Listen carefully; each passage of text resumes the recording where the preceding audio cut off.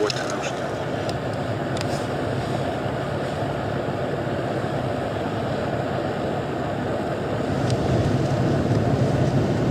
Денис, тут в аэропорту магазин, самолет падает.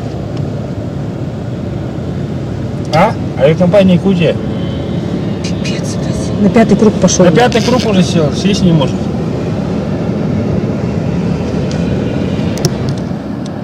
Ну тут самолет не может, уже 5-й круг дает, сесть не может. Над самолетами, над домами прямо над крышами летает.